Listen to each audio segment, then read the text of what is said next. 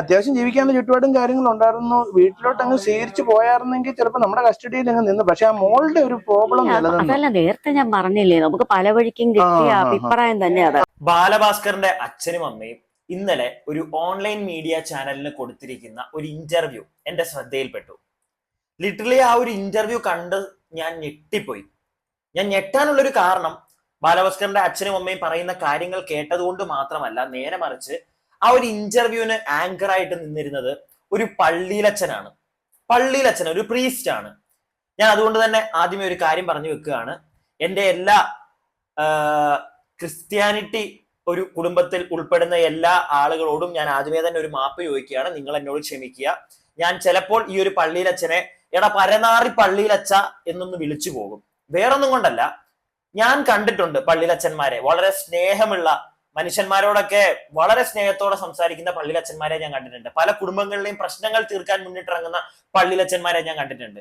പക്ഷെ ഇവിടെ ഒരു കുടുംബം തകർന്നു നിൽക്കുമ്പോൾ അങ്ങോട്ടേക്ക് കയറി ചെന്ന് വീണ്ടും ഈ ചില ചാനലിന്റെയൊക്കെ, ചില ഓൺലൈൻ മീഡിയാസിന്റെ ആണെങ്കിലും ശരി, എന്നെ പോലെ റിയാക്ഷൻ വീഡിയോ ചെയ്യുന്ന ആളുകളുടെയൊക്കെ അടിയിൽ ചില ആളുകൾ പോയി കമന്റ് ഇടുന്ന ഞാൻ കണ്ടിട്ടുണ്ട്. നീയൊക്കെ പരദൂഷണ കമ്മിറ്റി അല്ലേ, അങ്ങനെയല്ലേ ഇങ്ങനെയല്ലേ എന്നൊക്കെ ചോദിച്ച്. അവരൊക്കെ ഒന്ന് കണ്ടിരിക്കേണ്ട ഒരു വ്യക്തിയാണ് ഈ പള്ളിയിലച്ഛൻ എന്ന് എനിക്ക് തോന്നി. കാരണം പരദൂഷണമൊന്നും അല്ല പറയണ്ടേ. ഞാൻ നേരത്തെ പറഞ്ഞില്ലേ, ഒരു കുടുംബം കുറച്ചും കൂടെ മറ്റേ എണ്ണ ഒഴിച്ച് പെട്രോൾ ഒഴിച്ച് കത്തിച്ചു വിടാനായിട്ടുള്ള ഒരു മെന്റാലിറ്റി ഉള്ള ഒരു പള്ളിയിലച്ഛൻ. ഈ ഒരു പള്ളിയിലച്ഛൻ കാരണം തന്നെ ഈ ഒരു അച്ഛനും അമ്മയും കുറച്ചുകൂടെയും സൈബർ അറ്റാക്കിലേക്ക് വീഴാൻ പോവുകയാണെന്നാണ് എനിക്ക് തോന്നുന്നത്. അതുപോലെ തന്നെ ലക്ഷ്മിയും, ബാലഭാസ്കറിന്റെ വൈഫായിട്ടുള്ള ലക്ഷ്മിക്ക് ഭക്ഷണം ഉണ്ടാക്കാൻ അറിയോ, ഇങ്ങനെയുള്ള കാര്യങ്ങളൊക്കെയാണ് ഈ പള്ളിയിലച്ഛൻ ചോദിക്കുന്നത് നിന്ന്. ലിറ്ററലി ഞാൻ ആലോചിച്ചു, ഇയാൾ എന്ത് ഞാൻ വീണ്ടും പറയുന്നു, എന്നോട് നിങ്ങൾ ക്ഷമിക്കുക.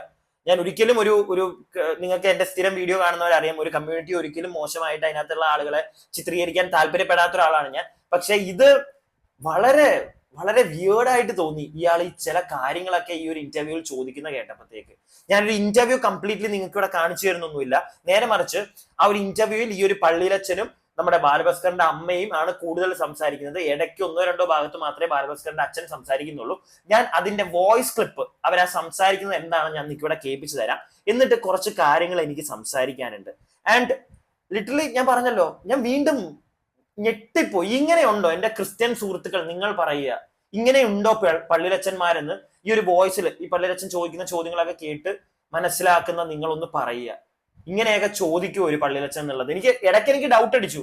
ഇനി വെറുതെ ഒരു എവിടെ നിന്നിരുന്ന ആരുടെയോ ഒരു കുപ്പായം, വെള്ള കുപ്പായം ഊരി എടുത്ത് ഇട്ടിട്ട് വന്നിട്ട് പള്ളിയിലച്ഛനാന്ന് പറഞ്ഞ് നിൽക്കുന്നതാണോ ഈ ഒരു വ്യക്തി എന്നൊരു സംശയം പോലും എനിക്ക് തോന്നി. എന്തായാലും നമുക്ക് ആ വോയിസ് ക്ലിപ്പ് ഒന്ന് കേൾക്കാം, എന്നിട്ട് ബാക്കി സംസാരിക്കാം. ഞാനിത് ഏത് ചാനലിൽ വന്നെന്നോ ഒന്നും ഞാനിവിടെ പറയുന്നില്ല, അതിന്റെ ആവശ്യമില്ല. നിങ്ങളിത് കേൾക്കുക. നിങ്ങൾക്ക് ഇനിയും സംശയങ്ങൾ ഒരുപാട് പേർക്കുണ്ട്, ഇനി ഞാൻ എവിടെയെങ്കിലും ഉണ്ടാക്കിക്കൊണ്ട് വന്ന സാധനമാണെന്നൊക്കെ വിശ്വസിക്കുന്നവർ വരികയാണെങ്കിൽ ഇൻസ്റ്റാഗ്രാമിൽ മെസ്സേജ് അയച്ചാൽ മതി. ഞാൻ ആ ചാനലിന്റെ ഡീറ്റെയിൽസും ഈ ഒരു ഇന്റർവ്യൂ വന്ന ചാനലിന്റെ ആ ഒരു വീഡിയോ തന്നെ ഞാൻ നിങ്ങൾക്ക് ഷെയർ ചെയ്ത് തരാം. തൽക്കാലം ഈ വോയിസ് ക്ലിപ്പ് കേൾക്കുക, ഇത് മതി, അതുകൊണ്ടാ കേക്ക്. അപ്പൊ എനിക്കിങ്ങനെ ഒരു ഉള്ളിലൊരു തോന്നിയേ, ആ കല്യാണം കഴിച്ചു, അവള് മറ്റേ ഒരു മ്യൂസിക്കുമായിട്ടുള്ള ബന്ധങ്ങളില്ലാത്ത ഒരു കുടുംബമാണ്, വന്നു, എന്നാലും ഇഷ്ടപ്പെട്ടു. പുള്ളിക്കാരൻ പറയുന്നുണ്ട്, ഒന്ന് വെജിറ്റേറിയന്, രണ്ടാമത് ലക്ഷ്മി എന്നുള്ള പേര്. ഈ രണ്ടും ആണ് എനിക്ക്. അത് പറഞ്ഞോണ്ടാണ് ജോയി എന്ന് പറഞ്ഞ ഒരാളോട് പറഞ്ഞപ്പോ ഇങ്ങനെ ഒരാളുണ്ടെന്ന് പറഞ്ഞത്. അപ്പൊ ഞാൻ ചോദിച്ചാൽ, അന്ന് ഈ സാമ്പത്തിക പദ്ധതി നിങ്ങൾ രണ്ടുപേരും സർക്കാർ ഉദ്യോഗസ്ഥരുമാണ്, ബാലുവിനും അത്യാവശ്യം ഇങ്ങനെയുള്ള പരിപാടികളൊക്കെ പോയി കിട്ടുന്നുണ്ടെങ്കിൽ ഈ പ്രായം കുറഞ്ഞു എന്നുള്ള ഒറ്റ കാരണത്താലാണ് അന്ന് കല്യാണം നമ്മൾ ഇച്ചിരി പോസ്റ്റ്പോൺ ചെയ്യാന്ന് പറഞ്ഞത്. അതെയോ? അല്ല, അത് പറഞ്ഞ മോളുടെ കാര്യം പറഞ്ഞല്ലോ, ആരോഗ്യ പ്രശ്നമുണ്ട്, അവള് ഡിപ്രഷനോട്, പിന്നെ അവള് ചിലപ്പോ ആഹാരം പോലും കഴിക്കാതിരിക്കും, കൂടെ ഹോസ്പിറ്റല്. ഇവിടെ ഈ പറയുന്ന മോള് എന്ന് പറഞ്ഞു കഴിഞ്ഞാൽ ലക്ഷ്മിയെ അല്ല, വയ്യാത്ത ഒരു കാര്യം പറയുന്നത് ലക്ഷ്മിയെ അല്ല, ബാലഭാസ്കറിന്റെ സിസ്റ്ററിനെ പറ്റിയാണ് പറയുന്നത്. ബാക്കി പിന്നെ ഈ അച്ഛൻ ആണ് കേട്ടോ നിങ്ങൾ ചോദിക്കുന്നത്, ഒന്ന് ശ്രദ്ധിച്ചോണം നിങ്ങളെ. അങ്ങനത്തെ ഒരു വല്ലാത്ത അന്തരീക്ഷമാണ് വീട്ടില്. പിന്നെ വാടക വീടാണ്, അപ്പൊ താമസിക്കുന്ന വീടൊന്നും ആയിട്ടില്ല. പിന്നെ വിദ്യാഭ്യാസം പൂർണ്ണമാവുന്നില്ല, എന്നെ സെക്കൻഡ് ഇയർ പഠിക്കുന്നേ ഉള്ളൂ. അപ്പോഴ് പിന്നെ അമ്മാവൻ എന്നൊക്കെ പറഞ്ഞ കുറച്ച് കാര്യം, ഈ വയലിൻ പഠിത്തവും എല്ലാം കുറച്ച് സീരിയസ് ആയിട്ട് എടുക്കുന്ന. അപ്പൊ ഇവിടെ ഒരു വിരോധം ഉണ്ടാക്കാൻ പറ്റത്തില്ല. ഇങ്ങനെയൊക്കെ ചെയ്ത് കഴിയുമ്പോ അത് ഗുരുത്വദോഷമാവും, വീട്ട അംഗങ്ങളാരും സപ്പോർട്ടല്ല. ലക്ഷ്മിയുടെയും ബാലുവിന്റെ ഒക്കെ നാൾപ്പൊരുത്തം നോക്കിയിട്ടുണ്ട് നമ്മൾ? അതൊന്നുമില്ല, അങ്ങനെ നോക്കിയിട്ട് ആരൊക്കെ ചേരത്തില്ല. ബാലുവിന് രണ്ടാം വിവാഹം നടക്കും എന്നൊക്കെയാണ് അവരോ പറഞ്ഞത്. നാളെ മാത്രം വെച്ചിട്ട് നോക്കിയിട്ട് ചേരത്തില്ല. ഹൈന്ദവ വിഭാഗങ്ങൾക്കെല്ലാം അങ്ങനെ ഒരു ചടങ്ങുണ്ടല്ലോ. അല്ലല്ലോ, ഇത് നമ്മൾ ഇടപെടുന്നില്ല. അങ്ങനെ ഹൈന്ദവ വിവാഹങ്ങൾക്കുള്ള ചടങ്ങിനെ പറ്റി ഏറ്റവും നന്നായിട്ട് അറിയാമെന്ന ഒരു പള്ളിയിലച്ഛൻ, എന്റെ പൊന്നു പള്ളിയിലച്ഛ, ഇത് കാലഘട്ടം ഏതാണെന്ന് താങ്കൾക്ക് അറിയാമോ? താങ്കൾ ഇപ്പൊ വന്നിട്ട് ആ അച്ഛൻ ഒരു അമ്മയോട് ചോദിക്കുന്ന ചോദ്യമാണ്, നാളും പൊരുത്തമൊക്കെ നോക്കിയിട്ടാണോ മകളും മകനുമായിട്ടുള്ള, അതായത് ലക്ഷ്മിയും മകനുമായിട്ടുള്ള കല്യാണം നടന്നത് എന്നുള്ള കാര്യങ്ങളൊക്കെ ചോദിക്കുന്നു. അപ്പൊ അമ്മ, അവർക്ക് ഇച്ചിരി പ്രായമായി, നമുക്കറിയാം, നമുക്ക് ഊഹിക്കാം അവരെ ഏതൊക്കെ രീതിയിലേക്കായിരിക്കും അവരുടെ സംസാരം പോകുക എന്നുള്ളത്. ഇച്ചിരി പഴയ കാലഘട്ടത്തിലേക്ക് നിൽക്കുന്ന അമ്മമാര് എങ്ങനെയാണെങ്കിലും അവരെ നമുക്ക് ഒരിക്കലും ഒരു പരിധിയിൽ കൂടുതൽ പറഞ്ഞ് മനസ്സിലാക്കാൻ പറ്റില്ല. അവരെപ്പോഴും ഇച്ചിരി പഴഞ്ചൻ അങ്ങനെ തന്നെ നമുക്ക് വിളിക്കാം. ഇന്ന് എല്ലാവരും വിളിക്കാൻ പോകുന്ന ഒരു കാര്യമാണ്. ഞാൻ എന്ന് വെച്ചിട്ട് അവരുടെ ആ ഒരു ചിന്താഗതിയെ മൊത്തത്തിൽ ആക്ഷേപിച്ച് ഞാൻ വിടാനൊന്നും നിൽക്കുന്നില്ല. പക്ഷെ ഒരു ഇച്ചിരി പഴഞ്ചൻ ചിന്താഗതി ആയിരിക്കും അവരുടെ. അവർക്ക് നാളും കാര്യങ്ങളും ഒക്കെ നോക്കിയിട്ട് അവർക്കൊരു സമാധാനം കിട്ടുള്ളൂ. പക്ഷെ അങ്ങനെ നോക്കിക്കൊണ്ട് മാത്രം ഇന്നത്തെ കാലത്ത് ഒരു നല്ല ജീവിതം മുന്നോട്ട് ഉണ്ടാക്കാൻ പറ്റും ഇവിടെ ഒരു സ്ത്രീക്കും പുരുഷനും എന്ന് ഞാൻ വിശ്വസിക്കുന്നില്ല. എല്ലാം മറ്റേ ഈ ജാതകമൊക്കെ നോക്കി എല്ലാം ഒരുപാട് 10ൽ 9ഉം 8ഉം പൊരുത്തവും ഒക്കെ ഉണ്ടായിട്ട് ഒരു 2-3 മാസം കൊണ്ട് ഡൈവേഴ്സ് ഒക്കെ ആയിട്ട് വീട്ടിൽ പോയിരിക്കുന്നവരുണ്ടായി ഇവിടെ. അതുകൊണ്ട് ഇന്നത്തെ കാലഘട്ടത്ത് ഈ ഒരു കാര്യം, അത് പ്രത്യേകിച്ച് ഒരു പള്ളിയിലെ ഒരു അച്ഛനൊക്കെ ആകുമ്പോഴത്തേക്ക് ഒരുപാട് ആളുകളോട് ഇന്ററാക്ട് ഒക്കെ ചെയ്യുന്നതല്ലേ. അപ്പൊ ഇതേ കണക്കത്തെ മറ്റേ വൃത്തികെട്ട ചോദ്യം കൊണ്ട് ഒരു കുടുംബത്തെ ഇല്ലാതാക്കാൻ വേണ്ടി ഇങ്ങനെ ഈ ഒരു ചോദ്യം ചോദിച്ചോണ്ട് അവിടോട്ട് ചെല്ലുമ്പോഴത്തേക്ക് പ്രായമുള്ള അമ്മ ആ ഒരു രീതിയിലാണ്. നിങ്ങൾ കേട്ടല്ലോ അമ്മ പറയുന്നത് എന്താണെന്ന്. അങ്ങനെയൊന്നും ഞങ്ങൾ നോക്കിയില്ല, അതൊക്കെ നമുക്ക് മുന്നോട്ട് നിങ്ങൾ കേൾക്കുമ്പോൾ നിങ്ങൾക്ക് മനസ്സിലാവും. ഈ അമ്മയോട് ഇതൊക്കെ ചോദിക്കുമ്പോഴത്തേക്ക് അമ്മ ആ ഒരു പഴഞ്ചൻ ചിന്താഗതിയിൽ നിന്ന് അവര് കാര്യങ്ങൾ പറയുമ്പോഴത്തേക്ക് അവർ സൈബർ ബുള്ളിങ്ങിന്, അറ്റാക്കിന് വീഴാൻ പോവുകയാണ്. അതിനൊരു കാരണക്കാരൻ ഈ പള്ളിയിലച്ഛനാണ്. ഇയാളുടെ ഈ ഒരുമാതിരി മറ്റേടത്തെ ചോദ്യമാണ്. അത് നിങ്ങൾ എല്ലാവരും ഒന്ന് മനസ്സിലാക്കി വെക്കുക. ഇല്ലെങ്കിൽ ഇച്ചിരി വിവരമുള്ള ആരെങ്കിലും ഒരാൾ ചോദിക്കുവോ ഇതൊക്കെ നോക്കിയിട്ടാണോ? എന്തിന് ചോദിക്കാമായിരുന്നു കുറച്ചു കാലങ്ങൾക്ക് മുമ്പ് വരെ. ഇന്നത്തെ ഈ ഒരു കാലഘട്ടത്തിൽ അങ്ങനത്തെ ചോദ്യങ്ങൾക്ക് ഒരു പ്രസക്തിയുമില്ല എന്ന് വിശ്വസിക്കുന്ന ഒരാളാണ് ഞാൻ എന്റെ പെർസ്പെക്റ്റീവ, എന്റെ ഒരു അഭിപ്രായമാണ് പറയുന്നത് ഈ ഒരു വിഷയത്തിൽ. ഇന്ന് മുസ്ലിമോ ഹിന്ദുവോ ഇതുപോലും നോക്കാതെയാണ് ആളുകൾ കല്യാണം കഴിച്ച് സുഖമായിട്ട് ജീവിക്കുന്നത്. കുറെ പേര് ഇതൊക്കെ നോക്കിയിട്ട് മറ്റേ ഡൈവേഴ്സ് ആയി പോകുന്നവരുണ്ട്. എന്നാൽ ഇതൊന്നും നോക്കാതെ കെട്ടിയിട്ടും ഡൈവേഴ്സ് ആയി പോകുന്നവരുണ്ട്, ഇല്ലെന്നൊന്നും അല്ല, ഉണ്ട്. പക്ഷെ ഇന്ന് ഇത് മാത്രം നോക്കി മുന്നോട്ട് ജീവിക്കാൻ ഇറങ്ങുക, അല്ലെങ്കിൽ അതാണ് ഇന്നും ശരി എന്ന് വിശ്വസിച്ചിരിക്കുന്ന ഇതുപോലുള്ള പള്ളിയിലച്ഛന്മാരും അമ്മമാരും നമ്മുടെ നാട്ടിൽ ഒരുപാടുണ്ട്. അവർക്ക് ഒരുപാട് തെറ്റുകൾ ലക്ഷ്മിയുടെ പുറത്ത് കണ്ടുപിടിക്കാൻ കാണുമായിരിക്കും. പ്രത്യേകിച്ച് ഇങ്ങനെയുള്ള കാര്യത്തിൽ, മനസ്സിലായില്ലേ? വേറൊന്നുമല്ല, ബാലഭാസ്കറിന്റെ ഇഷ്യൂവിൽ എന്താണ് സംഭവിച്ചിരിക്കുന്നത് നമുക്കറിയില്ല. പക്ഷെ ഈ എന്തെങ്കിലും ഒരു തെറ്റൊരു പെൺകുട്ടിയുടെ മേലിലേക്ക് അടിച്ചേൽപ്പിക്കുമ്പോഴത്തേക്ക് പഴയ കുറെ കാര്യങ്ങൾ ഇങ്ങനെ ചെക്കിച്ചിറകി പോയി, അത് അങ്ങനെയാണ് ഇങ്ങനെയാണ്, അവർക്ക് ഭക്ഷണം ഉണ്ടാക്കാൻ അറിയത്തില്ല, മറ്റേതാണ് മറിച്ചേതാണ്, അതങ്ങോട്ട് പിന്നെ ജാതകം, ഇതൊക്കെ കൊണ്ടുവന്നിടുന്നത് അത്ര നല്ലൊരു കാര്യമായിട്ട് എനിക്ക് തോന്നുന്നില്ല. ബാക്കി ഈ യൂണിവേഴ്സിറ്റി കോളേജില് ഒരു എന്റെ കൂടെ സ്കൂളിൽ പഠിച്ചിട്ടുള്ള ഒരു അധ്യാപകനുണ്ടായിരുന്നു. അദ്ദേഹം എന്നെ വിളിപ്പിച്ചിട്ട് പറഞ്ഞു, ഇങ്ങനെ ഇവിടെ ഒരു ബന്ധം ഉണ്ട്, അത് ശരിയല്ല, അവൾക്ക് വേറെ ഫിക്സ് ചെയ്ത് വെച്ചിരിക്കുന്നതാണ്. ഞങ്ങൾ അവനെ ഉപദേശിച്ചിട്ടുണ്ട്, ഇത് മാറണം, ശരിയല്ല, അവന് കേട്ടിട്ടുണ്ടെന്നാണ് തോന്നുന്നത് എന്നൊക്കെ പറഞ്ഞു. ഇതിന് പറ്റിയതല്ല എന്ന് പറഞ്ഞു, മോന് പറ്റിയ ഒരു ബന്ധമല്ല എന്ന് പറഞ്ഞു. പിന്നെ പോസ്റ്റ് ഓഫീസിലുള്ള ഒരു സ്റ്റാഫും പറഞ്ഞു അവരുടെ അടുത്താണ് അപ്പം നിങ്ങളുടെ മോന് പറ്റിയതല്ല എന്ന് പറഞ്ഞു. അപ്പൊ പല വഴിക്കും നമുക്ക് ഈ സൂചന കിട്ടുന്നു. ഇനി എന്തൊക്കെ ഉണ്ടെങ്കിലും എന്റെ മോന് പറ്റിയതല്ലെങ്കിൽ ഞാനത് ബാലു ഈ പേരും വെയിറ്റർ എന്നുള്ള 2 കാര്യങ്ങളിലാണ് ജോയിയോട് പറഞ്ഞെന്ന് പറഞ്ഞത്. അതിന് മുമ്പ് ഈ ലക്ഷ്മിയായിട്ട് പരിചയങ്ങളും ഇല്ല. എനിക്കറിഞ്ഞൂടാ. ഇതിന്റെ പൊന്നു പള്ളിയിലച്ച, ലക്ഷ്മി എന്ന പേരും വെജിറ്റേറിയനും കുറെ ഇത് 1-2 പ്രാവശ്യം ഇയാൾ ഈ ഒരു ഇന്റർവ്യൂവിൽ ഈ ഒരു കാര്യം പറയുന്നുണ്ട്. എന്തിനാണെന്ന് എനിക്ക് ഇപ്പോഴും മനസ്സിലാവുന്നില്ല. അതെല്ലാം പോട്ടെ, ഈ അമ്മ ഇപ്പൊ പറഞ്ഞു വെക്കുന്ന പോലെ ഒരുപാട് പേര് അവരോട് പറഞ്ഞു ലക്ഷ്മിയായിട്ട് വേണ്ട, ഈ ഒരു വിവാഹം വേണ്ട, ചേരത്തില്ല എന്നൊക്കെ ഒരുപാട് ആളുകൾ പറഞ്ഞു ഇവരോടെന്ന് പറയുന്നുണ്ട്. ഈ മറ്റുള്ള ആളുകൾ പറഞ്ഞ് കേട്ട് ജീവിക്കേണ്ട ഒരു കാലഘട്ടത്തിലൂടെയാണോ നമ്മൾ മുന്നോട്ട് പോയിക്കൊണ്ടിരിക്കുന്നത്? എനിക്ക് മനസ്സിലാവുന്നില്ല. അല്ല, എനിക്ക് തീരെ ഇതിപ്പം ഈ ഒരു അമ്മ പറയുന്നതിനകത്ത് നമ്മൾ മനസ്സിലാക്കണം, അവരുടെ ആ ഒരു സിറ്റുവേഷൻ നമ്മൾ മനസ്സിലാക്കുക തന്നെ വേണം. ഞാനത് മനസ്സിലാക്കിയാണ് സംസാരിക്കുന്നത്. അതാണ് ആദ്യമേ പറഞ്ഞത്. ഇച്ചിരി പഴഞ്ചൻ ചിന്താഗതിയുള്ള കുറെ വർഷങ്ങൾക്ക് മുമ്പ് ജീവിച്ച് ആ ഒരു കാലഘട്ടത്തിൽ ജീവിച്ച് വന്നുകൊണ്ടിരുന്ന ആളുകളാണ്. അവർക്ക് ഇന്ന് എത്തിയാൽ പോലും, ഇന്നത്തെ ഈ ഒരു ന്യൂ ജനറേഷൻ എന്നൊക്കെ പറയുന്ന ഈ ഒരു സംഭവത്തിലേക്കൊക്കെ എത്തിയാൽ പോലും അവർ നോക്കുമ്പോഴത്തേക്ക് അവർക്കത് തെറ്റ് തന്നെയാണ്. പക്ഷേ അങ്ങനെയുള്ള കാര്യങ്ങൾ ഇതുപോലുള്ള ഒരു അച്ഛൻ പോയി ചൊറിഞ്ഞു ഇവരോട് ചോദിച്ചിട്ട് പുറത്തേക്ക് ഇടുന്നത്, പ്രത്യേകിച്ച് സോഷ്യൽ മീഡിയ വഴി പോർട്രേറ്റ് ചെയ്ത് കാണിക്കാൻ നിൽക്കരുത്. അത് അവർക്ക്, വീണ്ടും ഞാൻ പറയുന്നു, അവരെ വീണ്ടും ഒരു പരിധിയിൽ കൂടുതൽ സൈബർ അറ്റാക്കിലേക്ക് ഇട്ടുകൊടുക്കുന്ന പരിപാടിയാണ് എന്റെ പൊന്നു പള്ളിയിലച്ച നിങ്ങൾ ആ കാണിച്ചുകൊണ്ടിരുന്നത്. ഓക്കെ, അത് ഞാൻ ഇവിടെ പറഞ്ഞു തന്നെ വെക്കും. ഇനി നമുക്ക് ബാക്കിയും കൂടി ഒന്ന് കേൾക്കാം, എന്നിട്ട് സംസാരിക്കാം. എങ്ങനെ സംഭവിച്ചു അതുകൊണ്ട് തന്നെ ഞങ്ങൾ ഇത് ട്രാപ്പാണോ എന്ന് വിചാരിക്കുന്നു. ചിലര് പറഞ്ഞു ഇവന്റെ വീഡിയോയിൽ എങ്ങാണ്ട് മോഡലായിരുന്നു എന്ന്. പാട്ട് അങ്ങനൊന്നുമില്ല, കലാപരമായിട്ടോ ഇങ്ങനെ ഒരു ട്രാപ്പ് ആയിരുന്നു എന്ന് വരെയാണ് അമ്മ ഇന്ന് പറഞ്ഞു വെക്കുന്നത്. മനസ്സിലായില്ലേ? അതായത് ലക്ഷ്മി ബാലഭാസ്കറിന്റെ ജീവിതത്തിലേക്ക് വന്നത് അത് അവരുടെ നാട്ടുകാരും അവരുടെ പോസ്റ്റ് ഓഫീസിലെ ആരൊക്കെയോ പിന്നെ അധ്യാപകനോ അമ്മയുടെ കൂടെ വർക്ക് ചെയ്ത ആളുകളും ഒക്കെ പറഞ്ഞിട്ടുണ്ടായിരുന്നു അത് ശരിയല്ല, ആ ഒരു ബന്ധം വേണ്ട എന്ന് പറഞ്ഞിട്ടുണ്ടായിരുന്നു. നേരത്തെ കേട്ടല്ലോ. ഇപ്പൊ അമ്മ പറഞ്ഞു വെക്കുന്നത് എന്താണ്? എന്നിട്ടും ഇതൊക്കെ ഞങ്ങൾ അറിഞ്ഞതാണ്, വേണ്ടാന്ന് പറഞ്ഞാണ്, എന്നിട്ടും അവന്റെ ലൈഫിലേക്ക് ഈ ഒരു ലക്ഷ്മി വന്നു. അതൊരു ട്രാപ്പാണോ എന്നുള്ള ഒരു സംശയം വരെ. വർഷങ്ങൾക്ക് മുമ്പ് നടന്നൊരു കല്യാണം, അവർക്കൊരു കുഞ്ഞായി, അതിനൊക്കെ ശേഷം ബാലഭാസ്കർ ഒരു ആക്സിഡന്റ് അല്ലെങ്കിൽ എന്താന്ന് വെച്ച് കഴിഞ്ഞാൽ അദ്ദേഹം ഇല്ലാതെയാവുന്നു ഈ നാട്ടിൽ നിന്ന് തന്നെ, ഈ ലോകത്ത് നിന്ന് തന്നെ. ആ സമയത്ത് അതും കഴിഞ്ഞു 6 വർഷം. ഇപ്പതാ വന്നൊരു ഇന്റർവ്യൂവില് ആ ഒരു വ്യക്തി നിന്ന് ചോദ്യങ്ങൾ ചോദിക്കുമ്പോഴത്തേക്ക് അമ്മ പറയുന്നത് വർഷങ്ങൾക്ക് മുമ്പ് നടന്ന കല്യാണം അതൊരു ട്രാപ്പ് ആയിരുന്നു എന്നുള്ളൊരു സംശയം വരെ. എങ്ങോട്ടാണ് ഈ കഥ പോകുന്നതെന്ന് നിങ്ങൾ ചിന്തിച്ചോ? ഇതുപോലുള്ള ഓരോ ആങ്കർ ഈ ഒരു കുപ്പായവും എടുത്തിട്ട് വെള്ള കുപ്പായവും എടുത്തിട്ട് ആങ്കർ ആണെന്നും പറഞ്ഞ് വന്നിരുന്ന അപരാധ ചോദ്യങ്ങൾ ചോദിക്കുന്നവര് കാരണം ആ അമ്മ എന്തൊക്കെയാണ് പറഞ്ഞു കൂട്ടുന്നത് നിങ്ങൾ ശ്രദ്ധിച്ചോ?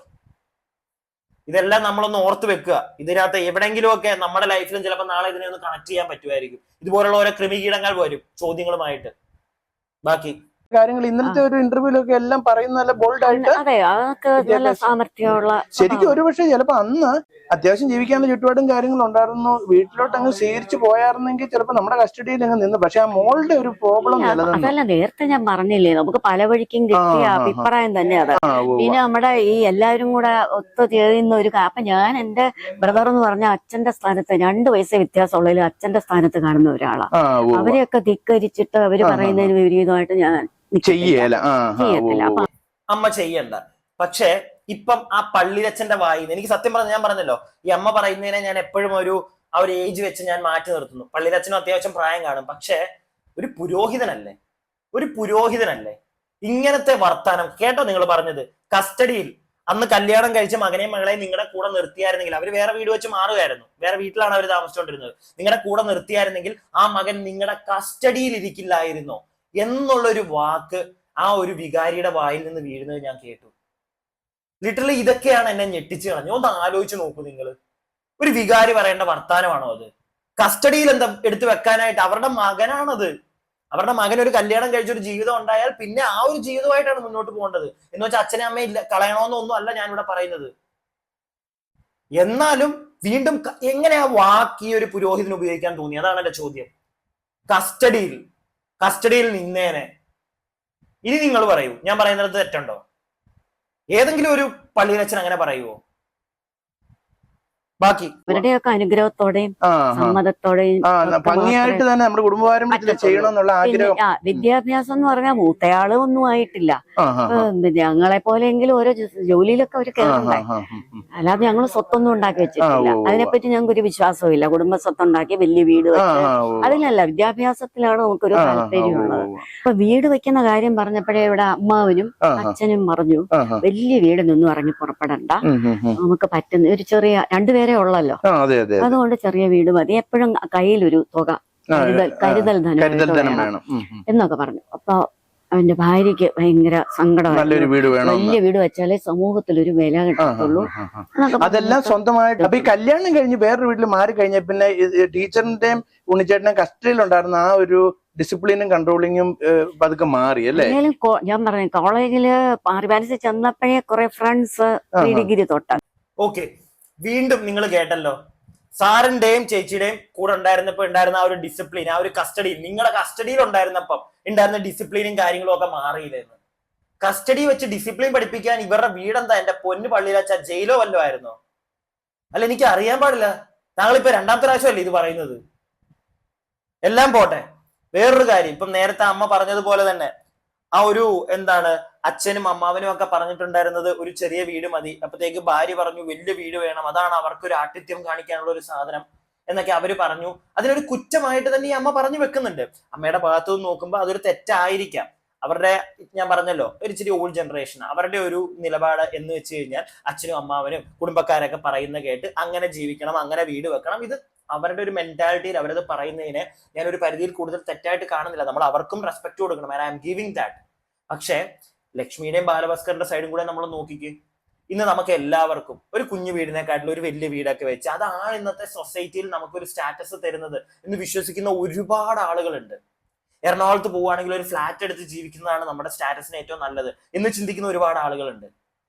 ഇതെല്ലാം തെറ്റാണെന്ന് ചോദിച്ചു കഴിഞ്ഞാൽ നമുക്ക് തെറ്റാണെന്ന് പറയാൻ പറ്റില്ല. ഞാൻ പറയില്ല അതൊക്കെ തെറ്റാണെന്ന്. ഓരോരുത്തർക്ക് അതാണ്, ഒരു വലിയ കാർ എടുക്കുന്നതായിരിക്കും അവരുടെ ഇഷ്ടമെങ്കിൽ അവരത് ചെയ്യട്ടെ, അവരുടെ ഇഷ്ടത്തിനനുസരിച്ച് ജീവിക്കണം. ഇത് നമുക്ക് പറയാൻ സാധിക്കും. പക്ഷെ ഇപ്പൊ ഇവരുടെ കേസിൽ തന്നെ അച്ഛനും അമ്മയും അവരിച്ചിരി പുറകോട്ടുള്ള ജീവിക്കുന്ന ആ ഒരു കാലഘട്ടത്തിൽ വളർന്നു വന്നവര് അവർ പറയുന്നതിനകത്ത് നമുക്ക് തെറ്റായിട്ട് തോന്നും. അതിനകത്തും തെറ്റ്, അതിനകത്തും നമ്മൾ ഈ പറയുന്നത് ഞാനിപ്പോ പറഞ്ഞ ഈ ഒരു പെർസ്പെക്റ്റീവിലും ശരിയുണ്ട്, അവർ പറയുന്നതിനകത്തും ഉണ്ട്. മനസ്സിലായില്ലേ? പക്ഷെ ഇതിന്റെ ഇടയ്ക്ക് വന്നു കയറുന്ന ഇതുപോലുള്ള ക്രിമികീടങ്ങൾ, വീണ്ടും ഞാനത് പറയും, ക്രിമികീടങ്ങൾ ഇവന്മാരെയാണ് സൂക്ഷിക്കേണ്ടത്. ഇവന്മാരാണ് വലിച്ചു കൊത്തി പുറത്തോട്ടിട്ടുണ്ടല്ലോ.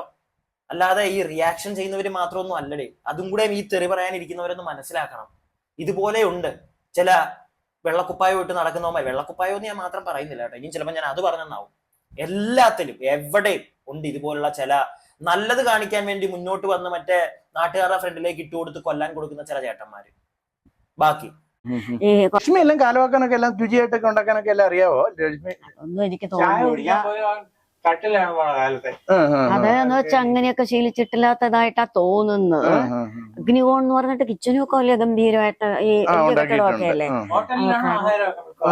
പിന്നെ ഫ്രണ്ട്സിനും ഇഷ്ടം, അവന്റെ പുറത്ത് കൊണ്ടുപോയാൽ അവരുടെയും കൂടി ഇഷ്ടം. അവർക്കും കൂട്ടുകാരികളൊക്കെ ഉണ്ടെന്ന് തോന്നുന്നു. ഇന്നലെ ചർച്ച പറഞ്ഞിട്ടുണ്ട്, ഒത്തിരി പേര് വിളിക്കും ആശ്വസിപ്പിക്കും എന്നൊക്കെ പറഞ്ഞുകൊണ്ട്. കുറച്ച് ലിമിറ്റഡ് ആൾക്കാരുമായിട്ട് എനിക്ക് തോന്നുന്ന കലാകാരന്മാരുമായിട്ട് ഭാര്യമാരും ഒക്കെ ആയിട്ട് ഒരുപാടുണ്ട് ഇരിക്കണം. കലാകാരന്മാരുടെ ഭാര്യമാരുമായിട്ട് ബന്ധമുള്ളത് തെറ്റാണെന്ന് ഇനിയിപ്പോ പറയുമോ പള്ളിയിലച്ച താങ്കൾ? അതൊക്കെ പോട്ടെ. നേരത്തെ ഒരു വർത്താനം പറഞ്ഞല്ലോ, ഞാൻ ആദ്യമേ തന്നെ ഇടയ്ക്ക് പറഞ്ഞായിരുന്നല്ലോ, ഇങ്ങനെ ഒരു ചോദ്യം, ലക്ഷ്മിക്ക് വല്ലതൊക്കെ ഉണ്ടാക്കാൻ അറിയാമോ എന്നുള്ളൊരു ചോദ്യം. അമ്മ അപ്പം അറിയാലോ, അവര് അങ്ങനെ പറയുള്ളൂ. ഞാൻ അതിനകത്ത് അമ്മയൊന്നും പറയാൻ പോകുന്നില്ല. ഞാൻ അമ്മയും അച്ഛനെ ഒന്നും പറയാത്തതിന്റെ മെയിൻ കാര്യം, ഇപ്പം നല്ല രീതിയിൽ അവരെ സൈബർ ബുള്ളിങ്ങിന് ഈ അച്ഛൻ തന്നെ ഇട്ട് കൊടുക്കുന്നുണ്ട്. ഞാൻ അതിന്റെ ഇടയ്ക്ക് ഞാനും കൂടെയും പോയിട്ട് വയ്യ, ഞാനത് ചെയ്യുന്നില്ല. പക്ഷേ ആ അമ്മ അത് പറയും. പക്ഷെ ഈ അച്ഛൻ എന്തിന്റെ കാര്യം, ഈ പള്ളിയിലച്ഛൻ എന്തിന്റെ കാര്യമാണ്? ലക്ഷ്മി ഭക്ഷണം ഉണ്ടാക്കുവോ, മീൻ വറക്കുവോ, ചിക്കൻ കറി ഉണ്ടാക്കുവോ? ഇതൊക്കെ ചോദിക്കേണ്ട കാര്യം ഇങ്ങനൊക്കെ എന്താ? ഈ ബാലഭാസ്കറിന്റെ മരണവുമായി ബന്ധപ്പെട്ട് എന്ത് വേണമെങ്കിലും ചോദിക്കാം. പക്ഷെ പേഴ്സണലി ലൈക്ക് അവര് ഭക്ഷണത്തിന്റെ, ഞാൻ വേറൊരു കാര്യം, ഈ ഒരു വീഡിയോ ഇനിയിപ്പോ ഒരു 30 വയസ്സിന് താഴെയുള്ള ആളുകളൊക്കെ ഒരുപാട് പേര് കാണുന്നുണ്ടെങ്കിൽ അവർക്ക് കുറച്ചുകൂടെ കണക്റ്റഡ് ആവും.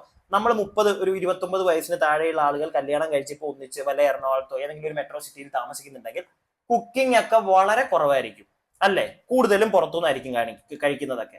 കാരണം നമ്മുടെ ജീവിത സാഹചര്യങ്ങൾ അങ്ങനെയാ. രാവിലെ ജോലിക്ക് പോകുന്നു, വൈകിട്ട് ലേറ്റ് ആയിട്ട് വരുന്നു, എപ്പോഴെങ്കിലും ഒക്കെ ആയിരിക്കും കുക്ക് ചെയ്ത് കഴിക്കുന്നത്. അത് അത്ര വലിയ തെറ്റാണോ? അത് തെറ്റാണോ? എനിക്കറിയില്ല. അല്ലെങ്കിൽ പിന്നെ ഭാര്യ മാത്രമേ ഭക്ഷണം ഉണ്ടാക്കാവുള്ളൂ, അങ്ങനെയൊക്കെയാണോ? ഭർത്താവിന് ഉണ്ടാക്കിക്കൂടെ? ഇതൊക്കെ ചില ആളുകളുടെ ചിന്താഗതിയുടെ കുഴപ്പമാണ്. ഇതിനെ ഞാൻ അങ്ങനെ കാണുന്നുള്ളൂ. പക്ഷെ വീണ്ടും ഞാൻ പറയുന്നു, ഇതുപോലുള്ള പള്ളിയച്ഛന്മാർ നാടിന് ശാപം തന്നെയാണ് കേട്ടോ. നാട് ശാപം തന്നെയാണ്. നാടിനല്ലെങ്കിൽ ഇതുപോലുള്ള ചില അച്ഛനമ്മമാർക്ക് ശാപമായി മാറും കുറച്ചും കൂടെ. അവരുടെ അപ്പനും അമ്മ ഇപ്പോഴും ഉണ്ട്, രണ്ടുപേരും അല്ലേ? അവരൊന്നിച്ചാ താമസിക്കുന്നത്. ബ്രദറും ഉണ്ട്. ബ്രദർ യൂണിവേഴ്സിറ്റി കോളേജിൽ പഠിപ്പിക്കുന്നു.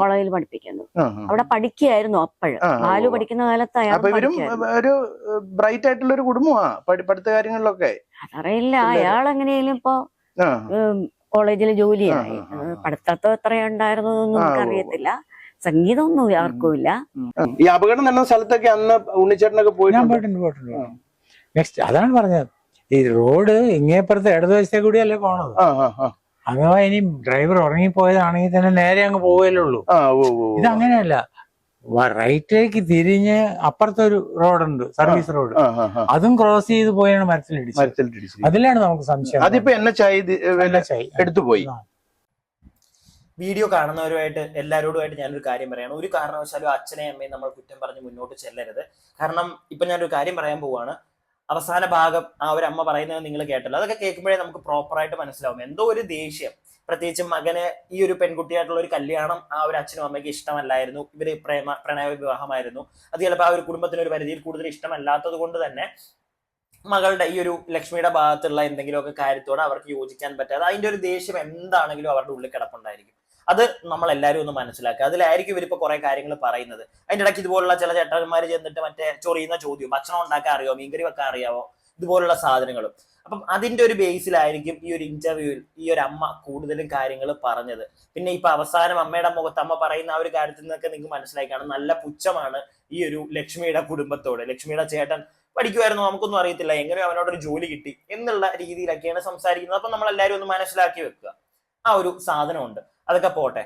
ലാസ്റ്റ് ഈ ഒരു അച്ഛൻ സംസാരിക്കുന്ന ആ ഒരു പള്ളിയിലച്ഛനോട് ബാലഭാസ്കറിന്റെ അച്ഛൻ സംസാരിക്കുന്നതാണ് നിങ്ങൾ കേട്ടത്. അപ്പം അതിനകത്ത് പുള്ളി ഈ ഒരു ആക്സിഡന്റിനെ പറ്റിയാണ് സംസാരിക്കുന്നത്. അവർക്ക് പുള്ളിക്ക് വന്ന ഡൗട്ട് ഇത്രേ ഉള്ളൂ, വണ്ടി റൈറ്റിലേക്ക് പോയി, കുറെ പോയിട്ടാണ് വണ്ടി ഇടിച്ചു നിന്നത്. എന്തെങ്കിലും ഈ ഒരു ഉറങ്ങിപ്പോയതൊക്കെ ആണെങ്കിൽ വണ്ടി നേരെ പോയി അല്ലേ എവിടെയെങ്കിലും ഇടിക്കത്തുള്ളൂ, ഇത് ഇപ്പുറത്തെ റോഡ് ക്രോസ് ചെയ്ത് പോയി തട്ടി എന്നുള്ള രീതിയിലൊക്കെ പുള്ളി അതൊക്കെ കണ്ടോണ്ടാണ് പുള്ളിക്ക് സംശയം. പുള്ളി നേരിട്ട് പോയി ആ ഒരു വാഹനം ആക്സിഡന്റ് ആയി കിടക്കുന്ന കണ്ടപ്പോഴത്തേക്ക് അതിനകത്തുള്ള എനിക്ക് തോന്നിയൊരു എക്സ്പ്ലനേഷൻ, അല്ലെങ്കിൽ എനിക്ക് പറയാനുള്ള എൻ്റെ ഒരു സൈഡ് എന്താണെന്ന് പറഞ്ഞു കഴിഞ്ഞാൽ, കൺട്രോൾ കംപ്ലീറ്റ്ലി കയ്യിൽ നിന്ന് പോയ വണ്ടിയുടെ കൺട്രോൾ കംപ്ലീറ്റ്ലി പോയി കഴിഞ്ഞാൽ വണ്ടി എങ്ങോട്ട് വേണമെങ്കിലും പോകാം. മനസ്സിലായില്ലേ? ചിലപ്പം വണ്ടി നേരെ പോകുന്ന വണ്ടി ചിലപ്പോൾ പെട്ടെന്ന് പേടിച്ച് വണ്ടി ചിലപ്പം നേരെ പോകുന്ന വണ്ടി ചിലപ്പോൾ തിരിഞ്ഞ് വേറെ എങ്ങോട്ടെങ്കിലും പോയി ഇടിക്കാനുള്ള ചാൻസസ് വരെ ഉണ്ടാകാം എന്നാണ് എനിക്ക് മനസ്സിലാക്കാൻ സാധിച്ചത്. സോ വണ്ടി എങ്ങനെ വേണമെങ്കിലും പോകാം, കൺട്രോൾ കംപ്ലീറ്റ്ലി കയ്യിൽ നിന്ന് പോയി കഴിഞ്ഞാൽ, അതുപോലെ തന്നെ പെട്ടെന്ന് ബ്രേക്കോ എല്ലാം ചവിട്ടാൻ ആ ഒരു പാനിക്കായിട്ട് എന്ത് വേണമെങ്കിലും സംഭവിക്കാം ഒരു കാറാണ്. അതാണ് എനിക്ക് മനസ്സിലാക്കാൻ സാധിച്ചത്. എന്തായാലും ഇത്രേ ഉള്ളൂ. നിങ്ങളുടെ അഭിപ്രായങ്ങൾ ഈ വീഡിയോ കണ്ടിട്ട് നിങ്ങൾക്ക് ഇഷ്ടപ്പെട്ടിട്ടുണ്ടെങ്കിൽ ലൈക്ക് ചെയ്യുക, അഭിപ്രായങ്ങൾ കമന്റ് ബോക്സിൽ പറയുക. സബ്സ്ക്രൈബ് ചെയ്യാതെ വീഡിയോ കാണുന്നവർ എന്താണെങ്കിലും ഒന്ന് സബ്സ്ക്രൈബ് ഒക്കെ ഒന്ന് ചെയ്യുക.